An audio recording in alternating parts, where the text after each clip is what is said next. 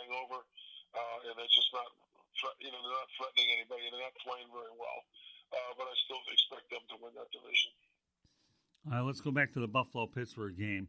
I think what's so interesting about this matchup, Bill, is you're looking at a battle for Coach of the Year. I think both Mike Tomlin and I believe Sean McVay can easily make a case for it. I don't know about Sean McVay. Tomlin for sure. He inherited a mess.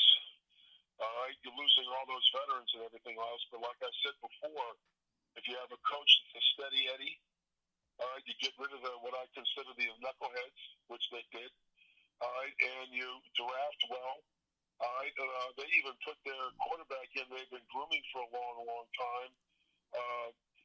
The Rudolph kid who didn't really play well, and they had another guy sitting there ready to go.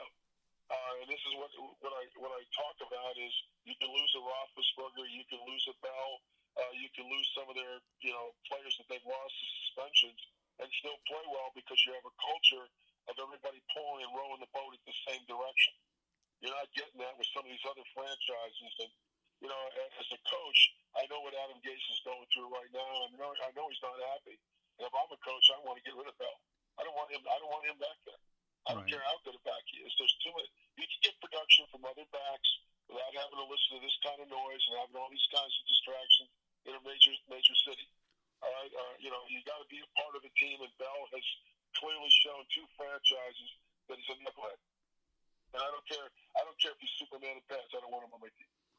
Okay, well, I know that you visited Tampa last weekend, but I remember a time when the Detroit Lions and the Tampa Bay Bucks were in the same division with each other.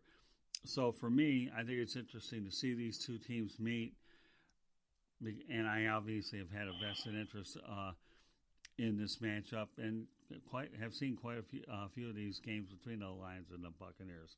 What are your thoughts about these two former divisional rivals meeting again? Well, Jameis Winston's out of Tampa.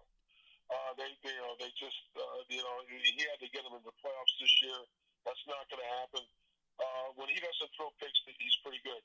I think I heard the statistic. He's like the total offensive leader when it comes to passing yardage and running yardage, which is really hard to believe.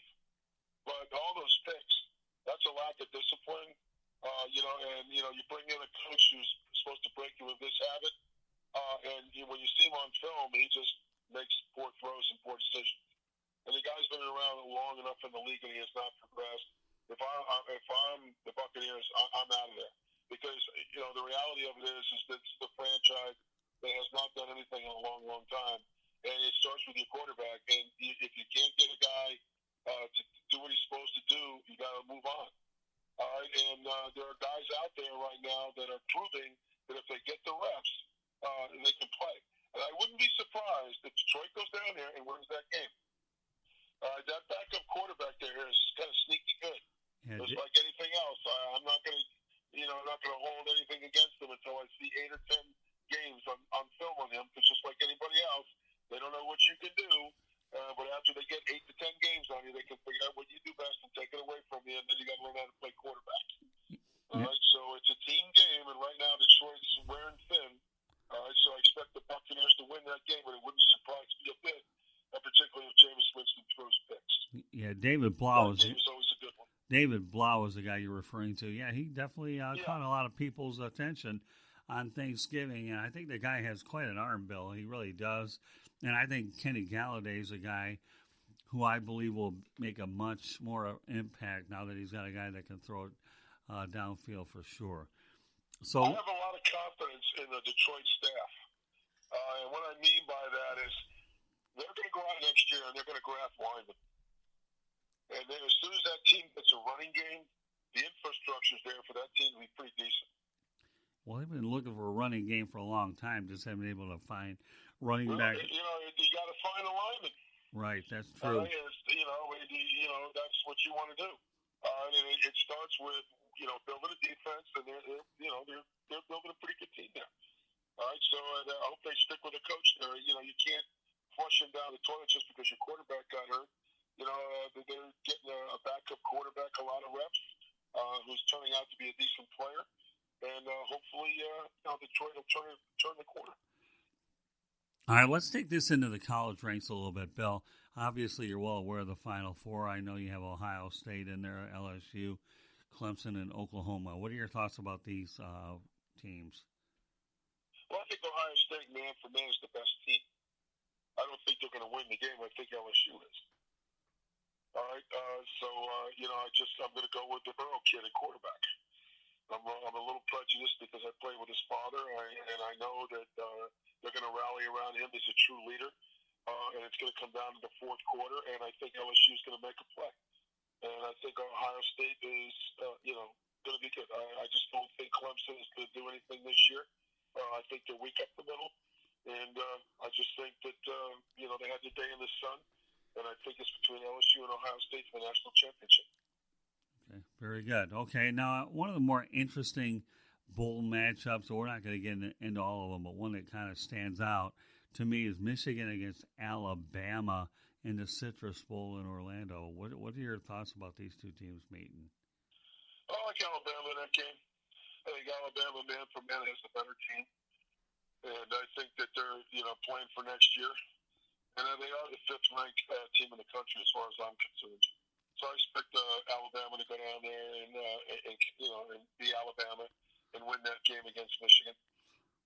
But I'll tell you one thing, though. I got to give the Citrus Bowl credit how they were able to land two of the bigger names in college football in Alabama and Michigan with outstanding traditions for sure for a game which is not considered a higher echelon bowl compared to the Big Six. You know what I mean?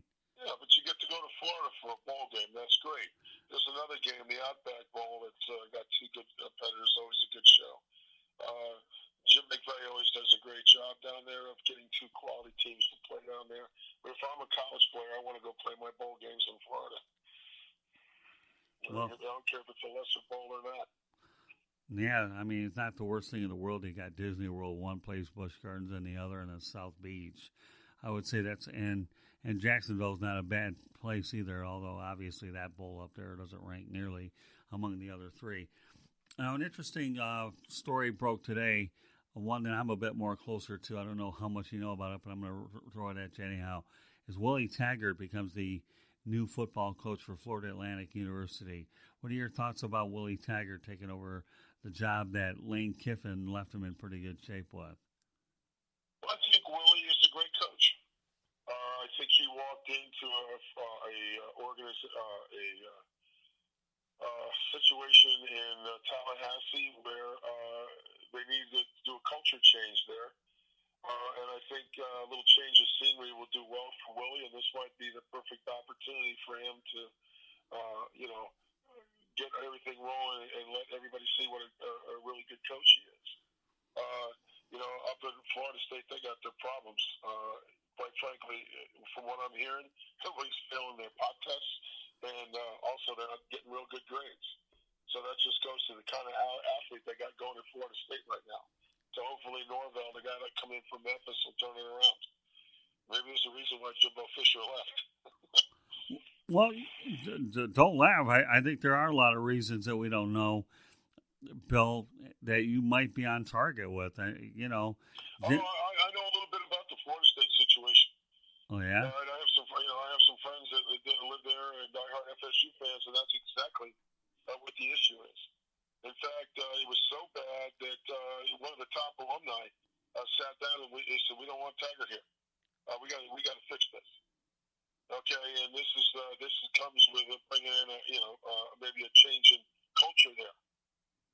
Okay, when you got players that are failing all the drug tests, failing their classes, you got a borderline last chance university like on Netflix. Okay, these guys are supposed to be student athletes. I'm sure Bobby Bowden isn't real happy with what's going on over there either. All right, so sometimes a little change of venue right now will help. All right, Willie's going to Florida Atlantic, and there's probably some good infrastructure there where he can maximize his coaching ability and not have to worry with all the nonsense. And you bring in a new guy from Memphis, and you clean house, and you start getting a culture of discipline over there. Because Florida State's Florida State.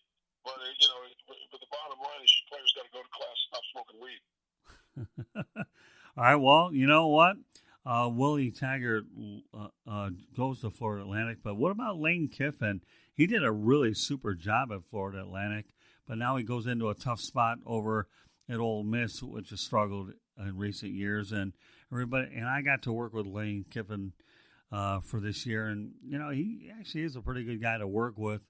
Do you think he's the type of guy that can turn around that situation at Ole Miss? Well, you got LSU, you got Alabama, and you got Texas A&M. Okay, and so they're in the lower echelon. It's all about recruiting. So if Lane can get the type of athlete that he wants to run his offense over there, who knows? Maybe he'll turn it around. But personally, I doubt it.